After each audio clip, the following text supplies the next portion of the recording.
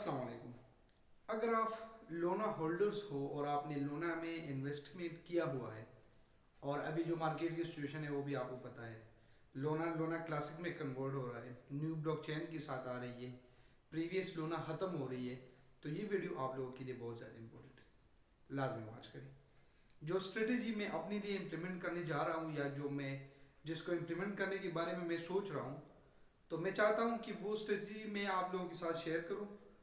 अगर आपको इसमें कुछ ज़्यादा करना है, कुछ कम करना है, तो मुझे भी लाजमी बता देना, ताकि मैं भी आप लोगों से कुछ ना कुछ सीख सकूं, शायद वो मेरे लिए फ़ायदेमंद साबित हो। सबसे पहली चीज़ आ जाती है कि लोना को लोना क्लासिक में कन्वर्ट किया जाएगा, तो मुझे जो 30% या 25% या 10% मिलेगा, डिपेंड करता है कि आप बिफोर क्रैश में इन्वेस्टमेंट आपने की है या आफ्टर में की है, क्या सिचुएशन है वो ऑलरेडी मैंने आप लोगों को बताया है। मेरे चैनल पे जाके आप प्रीवियस वीडियो देख सकते हैं। अब जब मुझे मैंने फॉर एग्जांपल $1000 इन्वेस्ट किया है लोना में, 3 पे मैं बाई कर रहा हूँ, मैंने बाई किया था। अब क्या, जब लोना लोना क्लासिक में कन्वर्ट हो जाएगा, तो मुझे जो लोना की बजाय लोना क्लासिक मिलेगा, उसकी वैल्यू भी 30,000 डॉलर होगी। या अगर आपने $100 लोना में इन्वेस्ट किया था, तो क्या जब लोना लोना क्लासिक में कन्वर्ट होगा तो उसकी वैल्यू क्या होगी, इस पे क्या वो वही होगी या क्या सिचुएशन होगी। जिस तरह लोना ने ऑफिशियली, लोना क्लासिक ने जो उसने अपना लोगो और सब कुछ चेंज किया, उन्होंने ऑफिशियली अनाउंस किया है कि हम 30% उनको देंगे जो क्रैश में उन्होंने बाई किया था, 40% टू 45% उनको देंगे जिन्होंने क्रैश से पहले, जो उनके परमानेंट इन्वेस्टर्स थे, उनको मिलेगा। तो क्या उनकी वैल्यू भी वही होगी जो मैंने जिस टाइम इन्वेस्ट किया था और जितना क्या मुझे लोना पड़ा था, उनकी वैल्यू और अब न्यू जो मिलेगा उसकी वैल्यू सेम होगी? तो मुझे नहीं लगता, मुझे नहीं लगता नहीं, मुझे यकीन है कि वो उतनी नहीं होगी।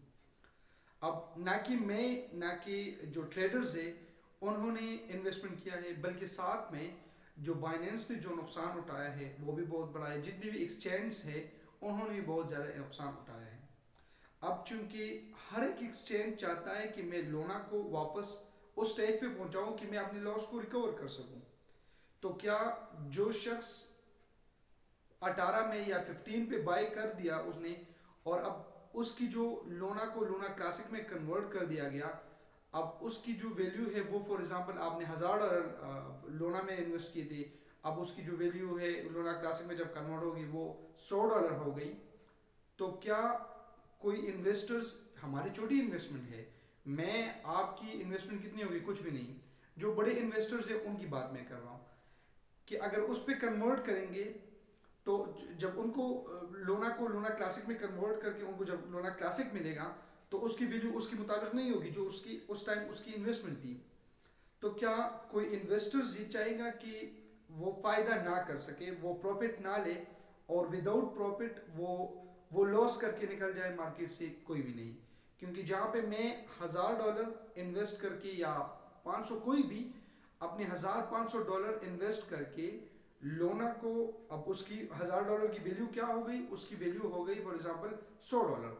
तो मैं खुद, अगर एक शख्स $400 या 800 या $900 लॉस कर चुका है, तो वो क्या स्टिल वो $100 निकालेगा कि कहेगा कि चलो मैं सेफ साइड पे हो गया? नहीं, वहां पे वो यही सोचेगा कि चलो लोना, अगर लोना क्लासिक में कन्वर्ट हुआ तो मैं लॉन्ग टर्म पे चला जाऊंगा, मुझे शॉर्ट टर्म पे नहीं, क्योंकि मैं 800 तो हार भी रहा हूँ, मैं ऑलरेडी $800 लॉस पे हूँ।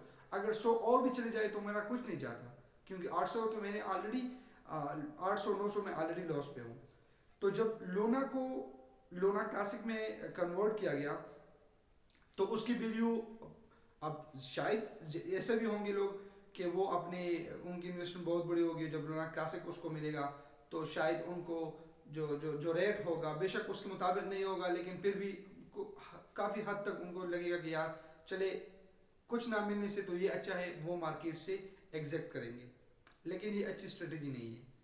मैं पर्सनली क्या करूँगा, अब जब लोना क्लासिक में कन्वर्ट होगी तो लोना क्लासिक को मैं पहले एनालाइज करूँगा कि मार्केट की फ्लक्चुएशन क्या है, मार्केट क्या क्या दिखा रहा है, क्या आया मार्केट बार बार गिर रही है, क्या मार्केट किसी खास डोमेन के अंदर फ्लक्चुएशन शो कर रही है कि कांस्टेंट है किसी खास डोमेन के अंदर, कि नहीं फ्लक्चुएशन लॉस बहुत कभी बहुत ज़्यादा नीचे आ जाता है और ऊपर जाने की जो चांसेस है वो कम है।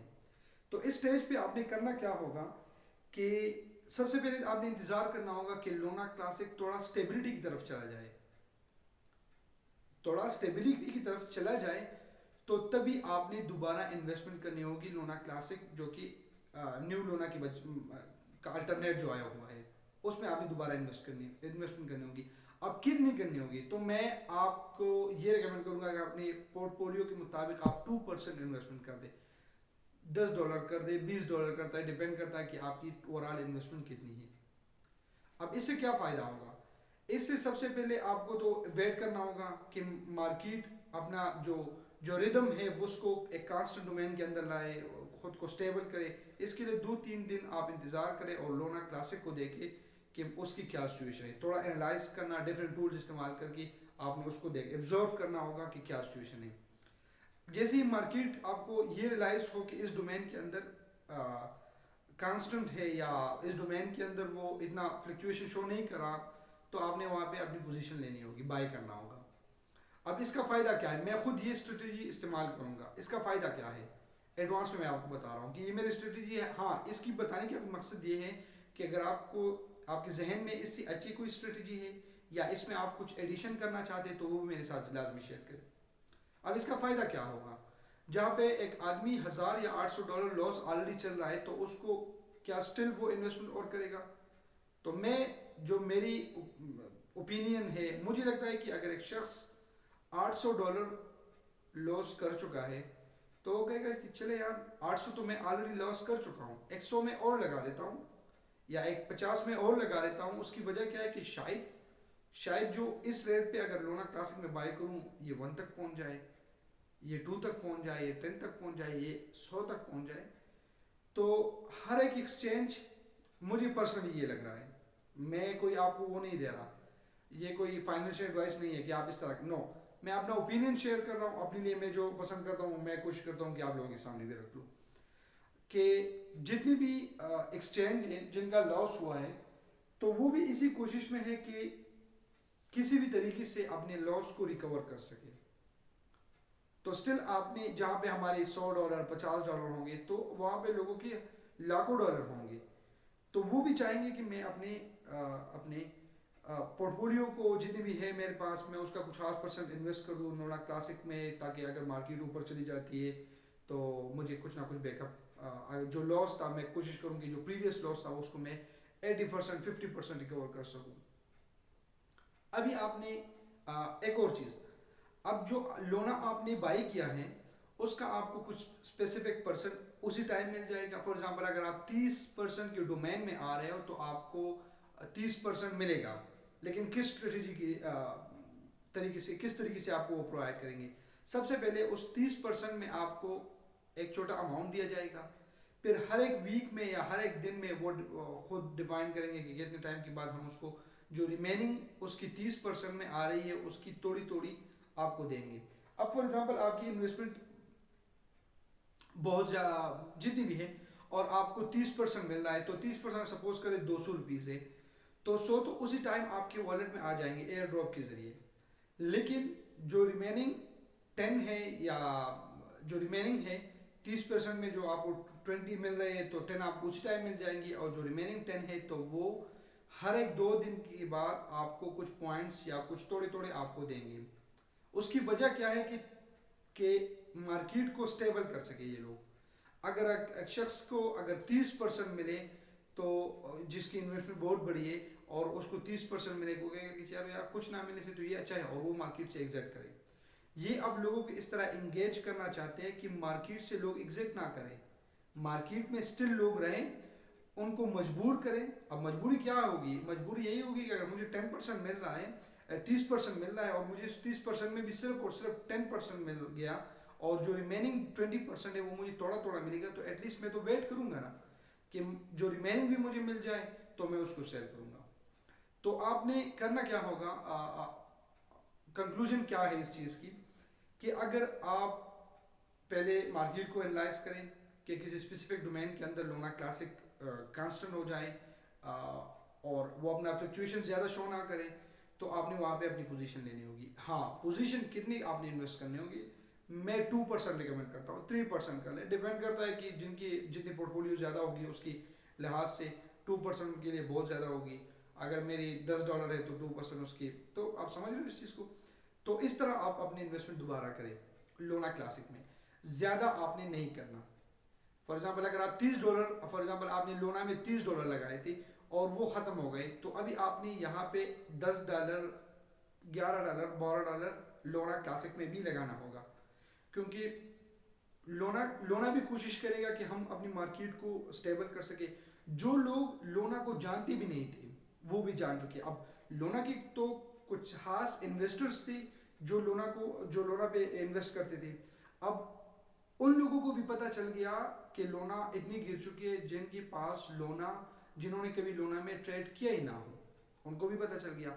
अब जिनको पता हो गया कि यार अब लोना क्लासिक आएगी, तो इस चीज़ को वो लाजमी एनालाइज करेगा कि मैं तो उनका परमानेंट इन्वेस्टर्स नहीं हूँ, लेकिन मुझे इस चीज़ में अपनी एक अपॉर्चुनिटी नज़र आ रही है कि अगर मैं अभी मार्केट में इन हो जाऊँ तो मुझे कुछ ना कुछ फ़ायदा मिलेगा। मैं उनका परमानेंट इन्वेस्टर नहीं हूँ, लेकिन मुझे ऐसा लग रहा है, फॉर एग्जांपल मैं एक इन्वेस्टर्स नहीं हूँ और मुझे किसी दूसरे बंदे से ये पता चल जाए कि लोना 119 से इतने .0 और 40 के रेट पे आ चुकी है, अब वो लोना को लोना क्लासिक में कन्वर्ट करेगा।